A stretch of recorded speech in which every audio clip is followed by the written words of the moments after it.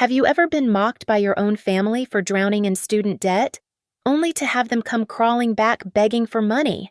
That's when I realized justice only comes when you create it yourself.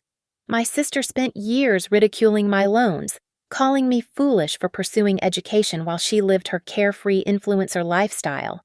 But when she needed $30,000 for her dream wedding, suddenly I wasn't so stupid anymore. What she didn't know was that I'd been planning the perfect payback all along. My name is Rachel Monroe, and I learned early that fairness was a luxury my family couldn't afford, at least not for me. Growing up in Cleveland, Ohio, in a cramped two-bedroom apartment on the east side, I watched my parents' marriage crumble like stale bread. Dad left when I was 12 and my sister Vanessa was 8. Taking his paycheck and leaving behind a stack of unpaid bills and 2 daughters who couldn't have been more different. Where I was quiet and bookish, Vanessa was a supernova, bright, loud, and impossible to ignore. She had this way of lighting up a room just by walking into it, her blonde curls bouncing as she chattered endlessly about whatever had captured her attention that day. Mom was completely enchanted by her youngest daughter's vivacious personality, always saying things like, "Vanessa has such a gift with people," or "That girl could charm the birds from the trees." Meanwhile, I spent my afternoons at the kitchen table, hunched over homework while Vanessa sprawled on the couch watching reality TV. When report cards came home, Mom would glance at my straight A's with a distracted nod before gushing over Vanessa's C+ in art class. "She's so creative," Mom would beam, hanging Vanessa's mediocre finger painting on the refrigerator while my honor roll certificate got buried under a pile of bills. The favoritism wasn't subtle. When Vanessa wanted dance lessons, Mom somehow found the money. When I asked for a graphing calculator for my advanced math class, I was told to make do with the broken one from the school's loan program. Vanessa got name-brand clothes while I shopped at thrift stores, learning to appreciate the hunt for hidden treasures among the discarded garments of strangers. I told myself it didn't matter. I threw myself into my studies with the determination of someone who understood that education was my only ticket out. While Vanessa flitted from interest to interest, first dance, then cheerleading, then drama club, I maintained laser focus on my grades and college applications. I tutored other students for spare change, working part-time at the local library, saving every penny for my future. But the real divide became apparent during my senior year of high school. I'd been accepted to Ohio State with a partial scholarship, but I'd still need significant student loans to cover tuition, room, and board. The night I broke the news to Mom, explaining that I'd need to borrow nearly $40,000 over 4 years, she looked at me like I'd announced plans to join the circus. "That's so much debt, honey," she said, shaking her head. "Are you sure college is worth all that?" Vanessa, then a high school sophomore, looked up from painting her nails a garish shade of pink. $40,000, Rachel. That's like a car, a really nice car." "It's an investment in my future," I said quietly. "It's a gamble," Mom corrected, "and an expensive one." But when Vanessa announced 2 years later that she wanted to attend cosmetology school, a program that cost $15,000, Mom somehow managed to scrape together the money. No lectures about debt, no worried discussions about return on investment, just unconditional support for her golden child's dreams. I was halfway through my undergraduate degree by then, already feeling the weight of my growing debt, when Vanessa dropped out of cosmetology school after 6 months. "It wasn't for me," she announced with a casual shrug, as if she hadn't just flushed away $15,000 of Mom's money. "I think I want to try something in social media instead." The irony wasn't lost on me. I was sacrificing everything for my education while Vanessa treated expensive opportunities like disposable hobbies. But Mom never questioned her youngest daughter's choices, never demanded accountability for the wasted investment. Instead, she helped Vanessa set up a small online boutique, buying inventory and handling the initial website costs. Through it all, I kept my head down and my mouth shut. I completed my bachelor's degree in 3.5 years, graduating summa cum laude with a double major in political science and economics. I immediately enrolled in law school, taking on even more debt but confident that my eventual career would justify the financial sacrifice. Vanessa, meanwhile, had transformed her online boutique into a modest success, leveraging her natural charisma to build a social media following. She started calling herself an entrepreneur and influencer, posting carefully curated photos of her life that made everything look effortless and glamorous. Mom shared every post, commented on every photo, treating Vanessa's social media presence like it was a Nobel Prize-winning achievement. The contrast was stark and painful. I was working 18-hour days, splitting my time between law school classes and a part-time job at a legal aid clinic, living off ramen noodles and library coffee. My student loan balance had swelled to over $80,000, a number that haunted my dreams and followed me through every quiet moment. But Vanessa, she was living in a trendy apartment downtown, driving a leased BMW and posting Instagram stories from expensive restaurants and weekend getaways. Her business seemed to consist mainly of promoting products she got for free and attending networking events that looked more like parties. The family gatherings became exercises in endurance for me. Every holiday, every birthday, every casual Sunday dinner became an opportunity for subtle comparisons and not-so-subtle jabs about my choices. Vanessa would regale everyone with stories of her latest business ventures while I sat quietly, my student loan debt hanging over me like a storm cloud that everyone could see but no one wanted to acknowledge. Looking back, I can see that those years were building something inside me, a quiet resentment that grew stronger with each dismissive comment, each moment of being overlooked in favor of my sister's flashier but ultimately hollow achievements. I was learning that in my family, style mattered more than substance, and appearances counted more than actual accomplishments. I just didn't know yet how expensive that lesson would become for all of us. Law school graduation should have been a triumph, but standing there in my cap and gown, all I could think about was the crushing weight of my student loan debt now totaling $112,000. The number felt like a physical presence, sitting on my chest every morning when I woke up and following me into every job interview. I landed a position at Harrington & Cole LLP, a mid-sized firm in downtown Cleveland that specialized in corporate law. The salary was decent $68,000 a year, but after taxes, rent, and my minimum loan payments of $850 a month, I was barely scraping by. I lived in a studio apartment with thin walls and a radiator that clanged like a ghost in chains, eating frozen dinners and generic cereal while carefully tracking every expense in a worn notebook. Meanwhile, Vanessa's online empire was flourishing. She'd somehow parlayed her modest boutique into a full-fledged influencer career, with 30,000 Instagram followers hanging on her every perfectly filtered word. Her apartment had doubled in size, featuring exposed brick walls and industrial lighting that photographed beautifully for her lifestyle content. She'd traded the leased BMW for a brand-new Audi, claiming it was a business expense for her photo shoots.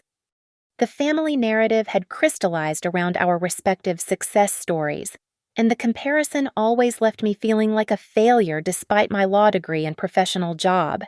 At family dinners, Mom would beam as Vanessa showed off her latest sponsored products or talked about her upcoming collaboration with some trendy fashion brand.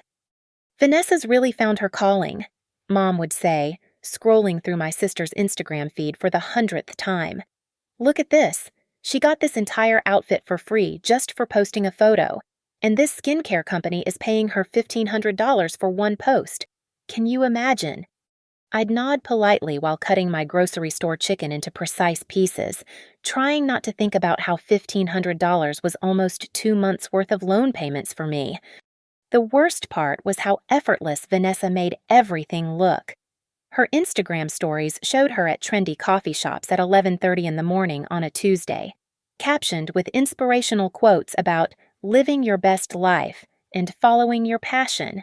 She posted pictures of expensive brunches, weekend trips to Chicago and Nashville, and a seemingly endless parade of designer handbags and shoes. "The key is authenticity," she'd tell anyone who'd listen, apparently oblivious to the irony of calling a heavily curated and filtered social media presence authentic. "People can tell when you're being real with them. That's why my engagement rates are so high. I wanted to ask her what was authentic about pretending that posing with products was actual work, or what was real about presenting a lifestyle funded by credit cards and mom's continued financial support as if it were the result of entrepreneurial genius. But I kept my mouth shut, just like I always did. The breaking point came during a particularly brutal week at the firm. I'd been pulling 16-hour days on a complex merger deal, surviving on vending machine coffee and whatever leftovers I could find in the office kitchen. My student loan servicer had called twice about setting up automatic payments, and I'd had to decline because I couldn't risk overdrawing my checking account if the timing was off. I came home at 11:45 on a Thursday night to find 3 missed calls from Mom and a text from Vanessa. "Can you call me? Need advice about business stuff." Exhausted and still wearing my wrinkled suit from the day before, I called her back. "Oh, good. You're finally available," Vanessa said without preamble. "I need to pick your lawyer brain. I'm thinking about incorporating my business, and I want to know about tax benefits and liability protection and all that boring stuff you understand." "It's almost midnight, Vanessa." "Is it sorry? I was at this amazing rooftop event downtown. Anyway, can you just give me the basic rundown? I have a meeting with an accountant next week, and I want to sound like I know what I'm talking about." I spent the next 40 minutes explaining business structures, liability issues, and tax implications while Vanessa occasionally made sounds that suggested she was only half listening.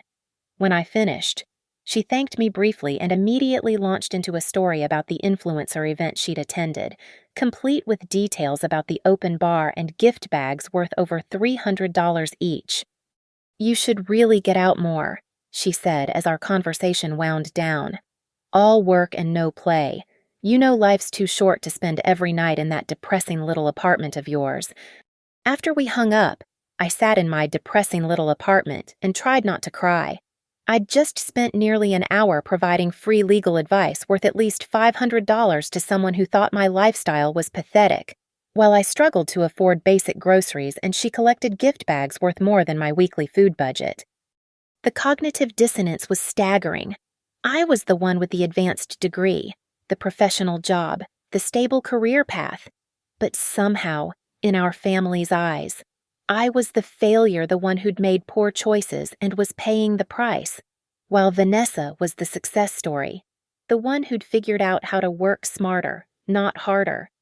It didn't matter that my work actually contributed something meaningful to the world, that I was helping businesses navigate complex legal issues and protecting people's interests. It didn't matter that I'd achieved everything I'd set out to achieve academically and professionally. What mattered was the optics, and optically, I looked like someone drowning in debt while my younger sister lived like a celebrity. The worst part was starting to wonder if they were right. Maybe I had made a mistake. Maybe I should have chosen a different path, one that didn't require sacrificing my 20s to debt payments and 60-hour work weeks. Maybe there was something wrong with me for choosing substance over style, for believing that hard work and education would eventually pay off.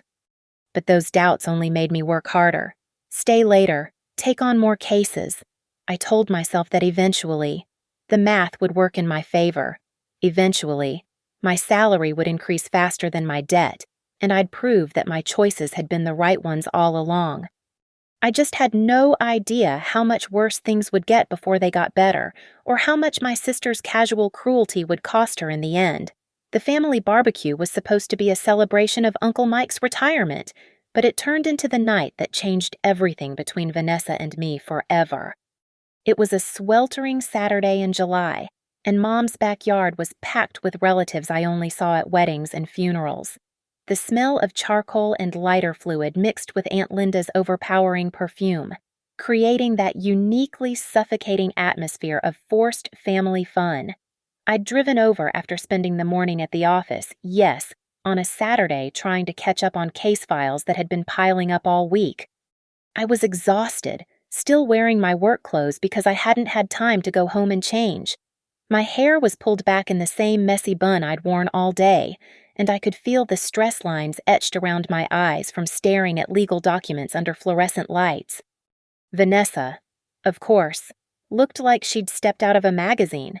She wore a flowing sundress that probably cost more than my monthly grocery budget, her hair cascading in perfect beach waves that I knew had taken her an hour and a half to create with a curling iron. She was holding court near the pool, regaling our cousins with stories from her latest business trip to Los Angeles, which, from what I could gather from her Instagram posts, had consisted mainly of attending pool parties and getting free treatments at high-end spas.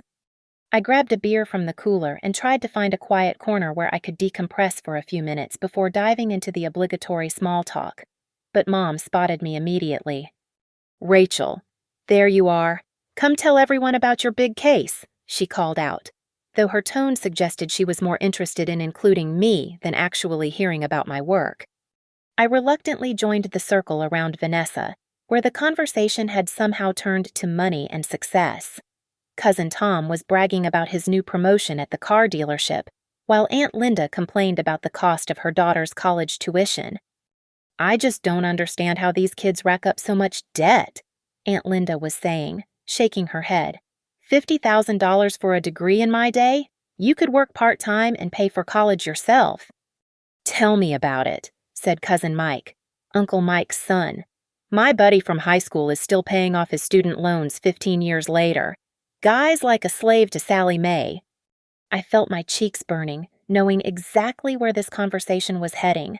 I took a long sip of my beer and tried to look invisible. That's when Vanessa decided to join the conversation. "Oh, student loans," she said with a laugh that sounded like wind chimes in a gentle breeze. "Rachel knows all about those, don't you, sis?" Every head turned toward me. I felt like a specimen under a microscope. "I mean, it's an investment," I said quietly, hoping to deflect and move on. But Vanessa wasn't done. She was slightly tipsy, I could tell by the way her voice got a little louder and her gestures more animated, and she seemed to be enjoying being the center of attention.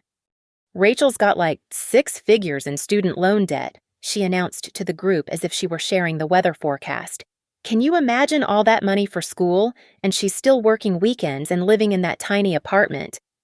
The circle went quiet.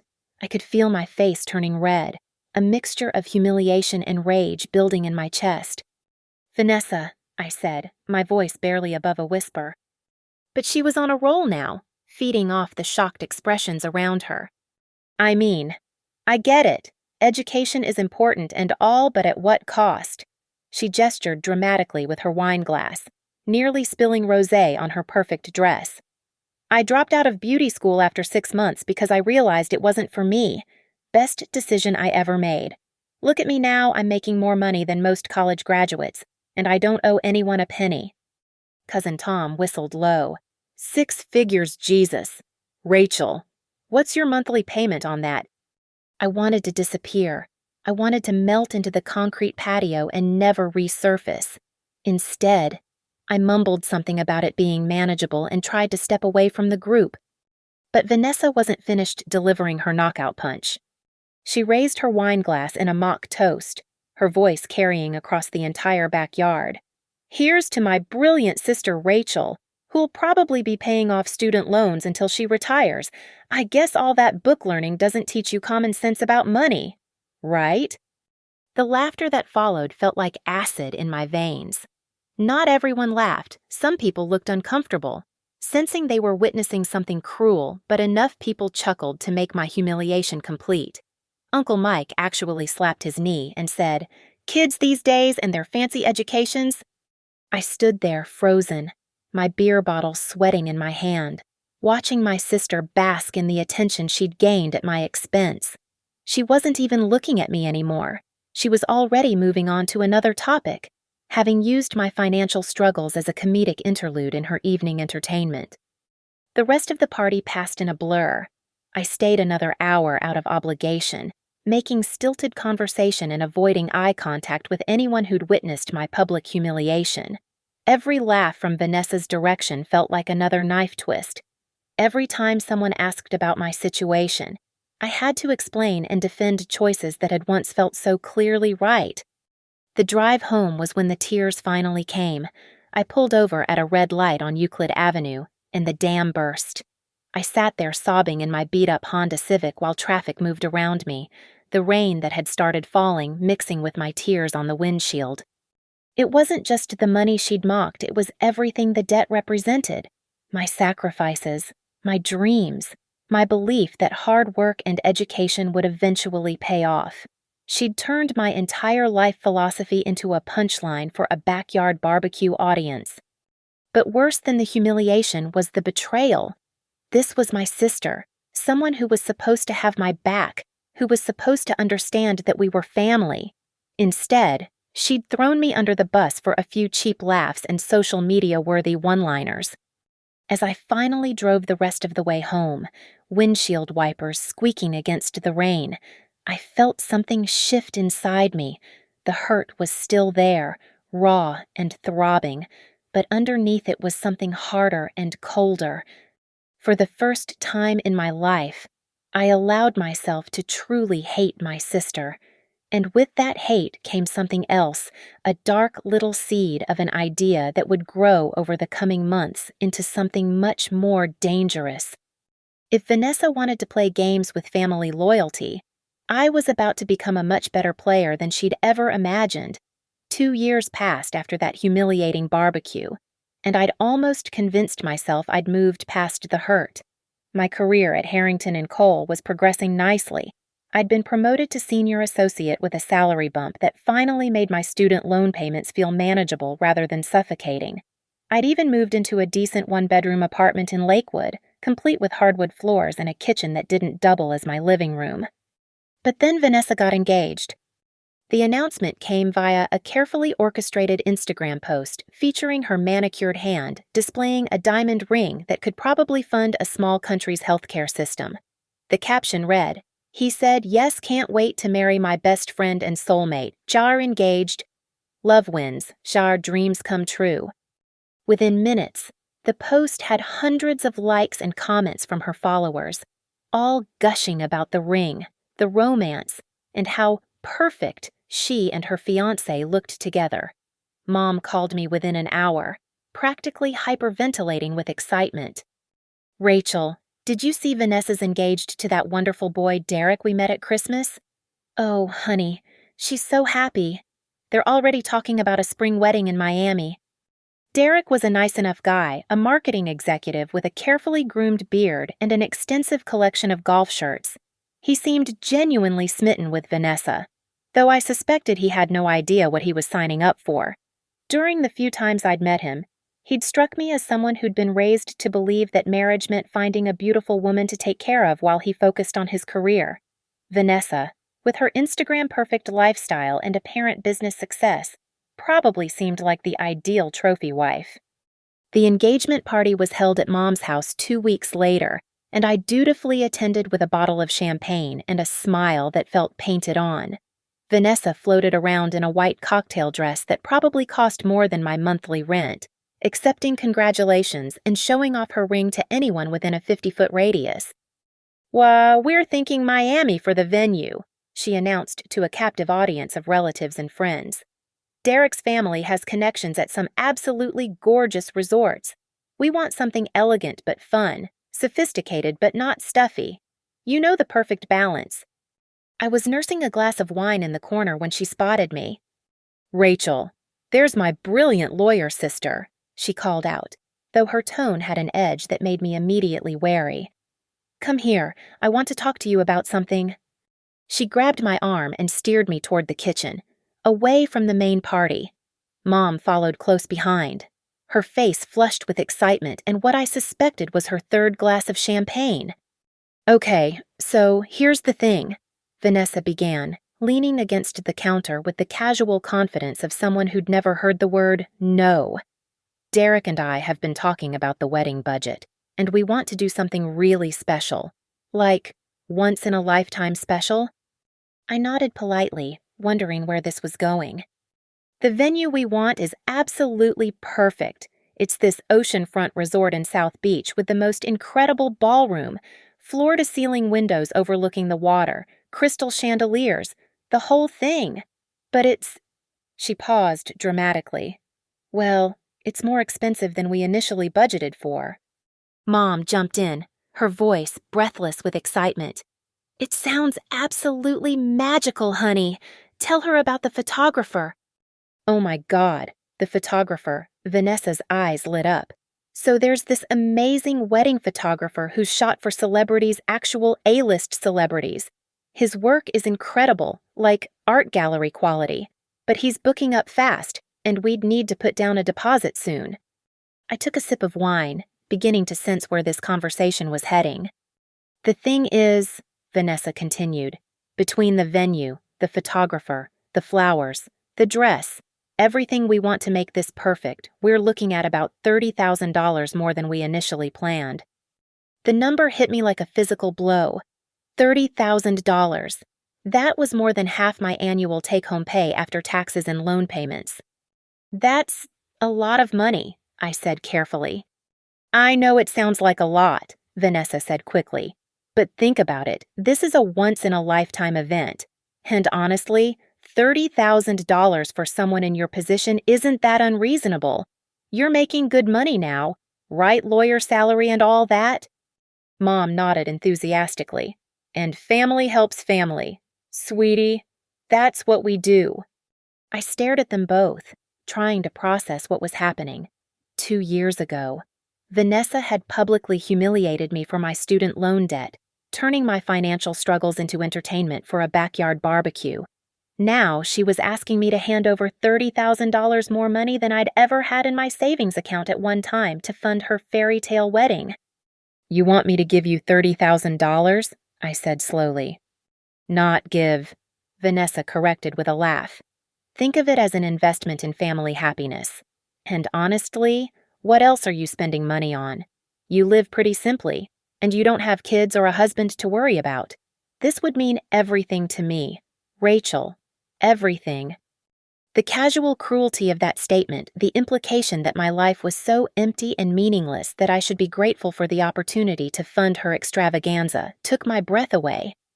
Plus, she continued, warming to her theme, think about the photos you'll be in all the wedding pictures, and Derek's family is really well connected. This could be great networking for you professionally. I looked at Mom, hoping for some sign that she recognized how outrageous this request was. Instead, she was nodding along as if Vanessa had just asked to borrow a cup of sugar. It would be such a beautiful gesture, Mom said, and you know how much this means to her. She's been dreaming of her perfect wedding since she was a little girl. The irony was staggering. The same woman who'd questioned whether my college education was worth the debt was now encouraging me to drop $30,000 on a single day's party. The same family that had mocked my financial choices was now treating me like a personal ATM. I need to think about it, I said finally. Vanessa's face fell slightly, but she quickly recovered. Of course, I totally understand. It's a big decision. But don't think too long. Okay, we need to lock in the venue soon, and I'd hate for you to miss out on being part of making my dream wedding happen. She hugged me then, a quick, perfume-scented embrace that felt more like a business transaction than a sisterly moment. You're the best, Rachel. I knew I could count on you. As I drove home that night, my hands gripping the steering wheel so tightly my knuckles were white, I felt that familiar rage building in my chest, but this time, it was accompanied by something else, a cold, calculating clarity that surprised me with its intensity. They wanted to use me. After years of treating me like the family failure, they now saw me as their solution to a financial problem. Vanessa wanted her fairy tale wedding, and she expected me to pay for it simply because I had the misfortune of choosing a career that actually generated income. But as I pulled into my apartment complex and sat in my car in the darkness, I realized something that made me smile for the first time all evening. They had no idea what they'd just handed me. For the first time in our entire relationship, Vanessa needed something from me. Something big. Something that would make or break her perfect day. And that meant, for the first time in my life, I held all the power. The next morning, I called Vanessa back with a smile in my voice that I didn't feel. I've been thinking about your request, I said, stirring my coffee and watching the steam rise from my favorite mug, a law school graduation gift I'd bought for myself. And I want to help make your wedding special. The squeal that came through the phone was so loud I had to hold it away from my ear. "Oh my God, Rachel. Really, you're amazing. I knew you'd understand how important this is. Derek is going to be so excited. We can book the venue today." "Well," I said carefully, "I need to look at my finances and see how to make it work. Give me a couple of weeks to figure out the logistics." "Okay." "Of course, take all the time you need." "Well, not all the time. We do need to move quickly, but you know what I mean." I hung up and immediately opened my laptop. If I was going to do this right, I needed information. Real information. Not the carefully curated version of Vanessa's life that she presented to the world, but the messy financial reality underneath all that Instagram glamour. My legal training had taught me that knowledge was power, and due diligence was everything. So I started digging. It began innocently enough, just browsing through Vanessa's social media with a more critical eye. But the more I looked, the more inconsistencies I noticed. The designer handbags that appeared and disappeared from her posts. The luxury vacations that she claimed were business expenses, but seemed to involve more champagne than actual work. The expensive restaurants and shopping trips that didn't align with the modest income someone with 30,000 Instagram followers should be generating. I started taking screenshots, creating a folder on my desktop labeled V Research. Then I moved beyond social media. Public records in Ohio are surprisingly accessible if you know where to look, and my legal background made navigating court databases second nature. What I found made my coffee grow cold as I stared at my screen. Vanessa had been sued twice in the past 18 months, once by a former business partner claiming she'd failed to deliver on a collaboration agreement, and once by a credit card company for unpaid debt. Both cases had been settled out of court, but the filings were public record. I dug deeper. Property records showed she was 3 months behind on her rent, with an eviction notice filed just 2 weeks ago, though apparently resolved, probably with Mom's help. Credit reports weren't accessible to me legally, but public bankruptcy filings were. And while Vanessa hadn't filed for bankruptcy, several of her business associates had. The picture that emerged was of someone living far beyond her means, propped up by credit cards, loans from family, and an increasingly desperate series of get-rich-quick schemes masquerading as entrepreneurial ventures. But the real gold mine came from an unexpected source. I was having coffee with my college friend Jenny, who worked in social media marketing, when I casually mentioned Vanessa's Instagram success. "Oh, your sister's an influencer," Jenny said, pulling out her phone. "What's her handle? I love checking out people's engagement rates and seeing who's actually making money versus who's just pretending." I watched as Jenny pulled up Vanessa's profile and started scrolling, her expression growing more skeptical by the minute. She said finally. "So she's got 32,000 followers, but look at these engagement numbers. Most of her posts are getting maybe 200 likes. 50 comments max, and a lot of these comments are from the same accounts over and over." "What does that mean?" "It means she's probably bought a bunch of fake followers to inflate her numbers. Real engagement rates for someone her size should be much higher if the audience is genuine. And see these sponsored posts." She pointed to several of Vanessa's recent photos featuring various products. The brands she's working with are mostly dropshipping companies and MLM schemes. Legitimate brands don't usually partner with accounts that have these kinds of engagement issues. Jenny handed me back my phone. "I hate to say it about your sister, but this looks like someone who's faking it till they make it, except the making it part isn't happening." That night, I went down a rabbit hole that lasted until 3:30 in the morning. I cross-referenced the brands Vanessa promoted with business registration databases. Half of them were shell companies registered to addresses that turned out to be UPS stores. The other half were pyramid schemes with names like Bella Beauty Co. and Lifestyle Luxury Essentials. I found forum posts from other influencers warning against working with several companies Vanessa had promoted, citing non-payment and fraudulent business practices. I found Better Business Bureau complaints.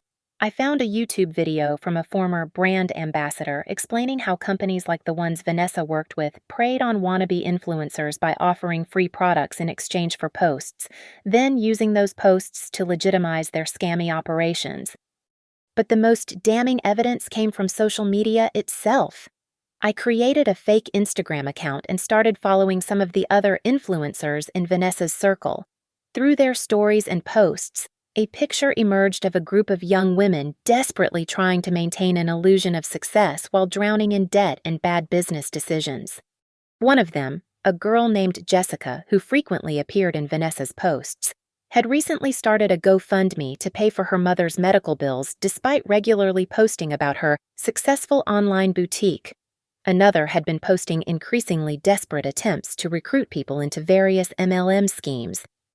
The more I learned, the clearer it became that Vanessa's entire lifestyle was a house of cards held together by credit cards, family money, and sheer force of will. The wedding she wanted me to fund wasn't just an extravagant party, it was probably her last chance to maintain the illusion before everything came crashing down. And that's when I realized I had everything I needed. Vanessa had spent years positioning herself as the successful entrepreneur while treating me like the family failure. She'd humiliated me in front of our relatives, mocked my choices, and dismissed my hard-won achievements. Now, she wanted me to bankroll her fantasy while she continued to live a lie. But I wasn't going to just refuse to give her the money. That would be too simple, too easy. She'd just find another way to fund her wedding, probably by manipulating Mom or taking on more debt she couldn't afford. No, I was going to give her exactly what she'd asked for and exactly what she deserved. I was going to let her plan her perfect wedding, let her invite all her friends and Derek's well-connected family, let her spend months building up to her dream day. I was going to let her believe that everything was going according to plan. And then, at the moment when she was most vulnerable, most exposed, most dependent on maintaining her perfect image, I was going to destroy it all. The only question was exactly how to do it for maximum impact. I had 6 months to figure that out. The messages started coming almost immediately after I'd given Vanessa my tentative agreement to help with the wedding costs. At first, they were sweet sisterly updates about dress shopping and venue visits, peppered with heart emojis and exclamation points. But as the weeks passed and I continued to delay actually transferring the money, claiming I needed to restructure some investments and coordinate with my financial advisor, the tone began to shift. "Hey sis, just wondering about the timeline for the wedding contribution. The venue coordinator is asking for the final payment by Friday." Then, "Rachel, I really need to know when you can transfer the money. Derek's getting stressed about the deposits, and I promised him this was all sorted out." And finally, "Seriously, what's the holdup? It's just money, and you said you'd help. Don't make me look like an idiot in front of Derek's family." The last message came with a screenshot of her conversation with Derek, where she'd apparently told him that her lawyer sister was covering a significant portion of the wedding costs. The screenshot was clearly meant to guilt me into action, but instead, it just confirmed what I'd suspected she'd been using my supposed generosity as social currency, bragging about her family's wealth and connections. Meanwhile, Mom had started her own pressure campaign. "Honey, Vanessa mentioned you're helping with the wedding costs. That's so generous of you. She's just so excited, and Derek's family is really impressed with how supportive our family is." The subtext was clear. I'd better not disappoint them now that expectations had been set. But the worst part wasn't the pressure. It was the casual cruelty that emerged when Vanessa thought she had me locked in as her personal bank account. "I don't know why you're being so weird about this," she said during one particularly uncomfortable family dinner. $30,000 is like nothing to you. You make lawyer money, you don't have kids or a husband to spend money on, and you live in that tiny apartment. What else are you going to do with it? Put it in some boring savings account. The implication stung my life was so empty and meaningless that I should be grateful for the opportunity to make her dreams come true. Plus, she continued, warming to her theme while cutting into her salmon, think about it as an investment in family relationships. Derek's dad owns 3 car dealerships, and his brother is in real estate development. This could open doors for you professionally. I smiled and nodded, playing the role of the dutiful sister while internally cataloging every slight for future reference. the psychological warfare escalated as the wedding date approached. Vanessa began sending me photos from her dress fittings, her bachelorette party planning sessions, her meetings with the florist and caterer. Each image was carefully crafted to show me exactly what my money was buying and to remind me that I was now too invested in her happiness to back out. "Oh, look at this gorgeous centerpiece design," she'd text, attaching a photo of an elaborate floral arrangement that probably cost more than my monthly grocery budget. "The florist says they've never done anything this elegant for a Miami wedding. You're making this so special." The manipulation was masterful, really. She was simultaneously making me complicit in her extravagance while positioning herself as the grateful recipient of my generosity. Every message reinforced the narrative that I was the successful sister sharing my good fortune, while she was the deserving beneficiary of family love. But the real torture was the social media campaign. Vanessa had started posting behind-the-scenes content from her wedding planning, and I'd become an unwilling character in her narrative. Photos of venue visits were captioned with gratitude for family support that makes dreams come true. Pictures of her dress fitting included hashtags like "Our Blessed with Family" and "Sister Love." The worst was a post featuring a screenshot of our text conversation carefully edited to remove my delays and hesitations, with the caption, "When your brilliant lawyer sister offers to help make your dream wedding happen, I can't even express how grateful I am to have such an amazing family. Some people marry into money, but I was born into love and support. Family, first. Grateful. Bride. Sister goals." The post got over 800 likes and dozens of comments about how lucky she was to have such a generous family. Several people tagged Derek's family members, essentially broadcasting to his entire social circle that the Monroe women were the kind of people who could casually drop $30,000 on a wedding. I screenshot every single post, every comment, every tagged photo. My V-Research folder was becoming a comprehensive archive of her manipulation campaign. But the breaking point came during what Vanessa called our final planning session 3 weeks before the wedding. She'd invited me to lunch at an expensive downtown restaurant, the kind of place where entrees started at $35, and the water came in bottles with Italian names. She ordered the lobster risotto and a glass of champagne, while I stuck with a salad and iced tea. "Okay, so everything is basically set," she said, pulling out her phone and scrolling through what looked like a military-grade planning spreadsheet. "The final payment to the venue is due Monday. The photographer needs his balance by Wednesday, and the florist wants her money by Friday. Derek's handling the catering deposit, but I need you to transfer your contribution by Sunday so I can cover everything else." She said it so casually, as if we were discussing the weather rather than the largest financial transaction of my adult life. "And honestly," she continued, not bothering to look up from her phone, "$30,000 is probably going to be a little short. The final numbers came in higher than we expected, but I figure you can just cover the difference, right? I mean, what's another $5,000 or $10,000 when you're already in for 30? I set down my fork carefully, trying to process what I'd just heard. "You want me to pay more than $30,000? "Well, not want," she said with a laugh. "But if you think about it, we're talking about maybe $40,000 total, which breaks down to like $3,000 a month over a year. That's probably less than you spend on rent, right?" The audacity was breathtaking. She'd gone from asking for $30,000 to casually demanding $40,000, as if the additional $10,000 was a rounding error rather than more money than most people saw in half a year. But what really got to me was the way she said it with the casual entitlement of someone who'd never had to worry about money, never had to choose between groceries and student loan payments, never had to calculate whether she could afford to replace her worn-out work shoes. "I need to think about it," I said. So, think about what Vanessa's tone sharpened. "Rachel, we've been planning this for months. Everything is booked. The invitations are sent. Derek's family is flying in from all over the country. You can't just back out now." "I'm not backing out. I just need to—" "Look," she interrupted, leaning forward with the expression I remembered from childhood arguments. "I don't know what your problem is, but you need to get over it. This is my wedding. My one chance to have the perfect day I've been dreaming about my entire life, and you're going to ruin it over money that honestly doesn't even matter to you. I stared at her across the table.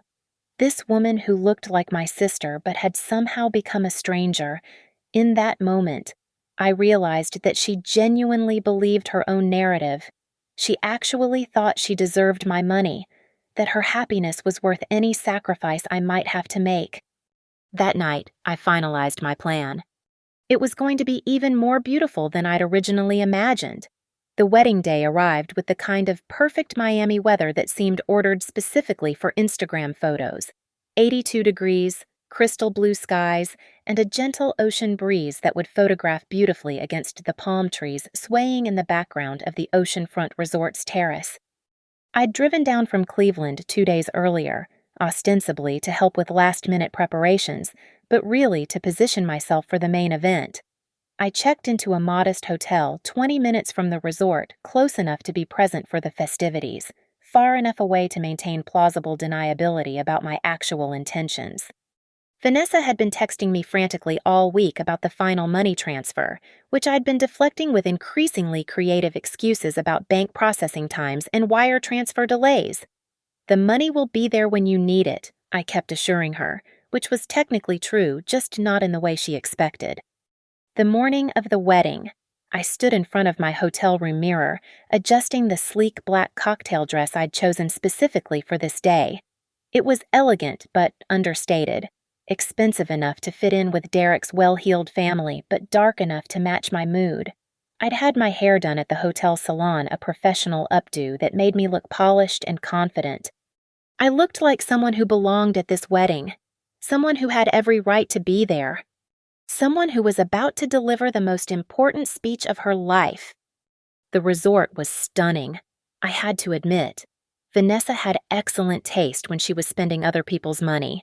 The ceremony had been held on the beach at 4:30, with white chairs arranged in perfect rows facing an altar draped in flowing white fabric and covered in the kind of elaborate floral arrangements that cost more than most people's monthly salaries. I'd sat in the back, watching Vanessa float down the aisle in a dress that probably cost $15,000, her face radiant with the particular glow of someone whose dreams were all coming true. Derek looked appropriately handsome in his tuxedo, his family beaming with pride in the front rows. It really was picture perfect. Vanessa's Instagram followers were going to lose their minds over the photos. The cocktail hour was held on the resort's terrace, with views of the ocean and enough champagne to float a small yacht. I circulated among the guests, making polite conversation with Derek's relatives and Vanessa's influencer friends. Everyone was appropriately impressed with the venue, the flowers, the photographer who was indeed celebrity caliber and capturing every moment with artistic precision. "This is absolutely gorgeous," gushed Derek's aunt, a well-preserved woman in her 60s who'd apparently made a fortune in real estate. "Vanessa has such incredible taste, and Derek mentioned that her family was so generous in helping make this possible. You must be so proud of what a success she's made of herself." I smiled and nodded, sipping my champagne and thinking about how much more successful Vanessa was about to become on social media when this night went viral for all the wrong reasons. Dinner was served in the resort's grand ballroom, with floor-to-ceiling windows overlooking the water and crystal chandeliers that cast romantic shadows across the 150 guests. I was seated at table 7, strategically positioned with a clear view of the head table where Vanessa and Derek sat surrounded by their wedding party. The meal was as exquisite as everything else, some kind of seafood course that probably cost more per plate than I used to spend on groceries in a week. The wine flowed freely, and the conversation buzzed with the particular energy of people who were genuinely enjoying themselves at a beautiful event. As the evening progressed, I watched Vanessa hold court at the head table, her cheeks flushed with champagne and happiness. She kept looking around the room with the satisfaction of someone whose vision had been perfectly executed. Every detail was exactly as she'd planned. Every guest was appropriately impressed. Every photo was going to be magazine-worthy. Derek's best man gave a toast that hit all the expected notes about love and friendship and bright futures. Vanessa's maid of honor, one of her influencer friends, delivered a speech about how Vanessa had always been destined for greatness and how Derek was lucky to have found such an ambitious, successful woman. Then the DJ announced that Vanessa's sister would like to say a few words. I stood up slowly, smoothing my dress and walking toward the microphone with the calm confidence of someone who'd been planning this moment for months. The room quieted as I adjusted the mic stand, looking out at the sea of expectant faces. Vanessa was beaming at me from the head table, probably assuming I was about to deliver some heartfelt speech about sisterly love and family support. Derek looked politely interested, his family members smiling encouragingly. I took a breath and began. Good evening, everyone. For those who don't know me, I'm Rachel, Vanessa's older sister. I paused, letting my voice carry across the silent ballroom. I wanted to take a moment to talk about family and support and what it really means to be there for the people you love. Vanessa nodded enthusiastically, raising her champagne glass slightly in my direction. You see, I continued, my voice steady and clear. Vanessa asked me to contribute $30,000 to make this beautiful wedding possible, and as I thought about that request, I realized it was the perfect opportunity to give her something much more valuable than money. A few people in the audience shifted in their seats, sensing a change in tone but not yet understanding where this was going. I realized I could give her the truth. That's when Vanessa's smile began to falter.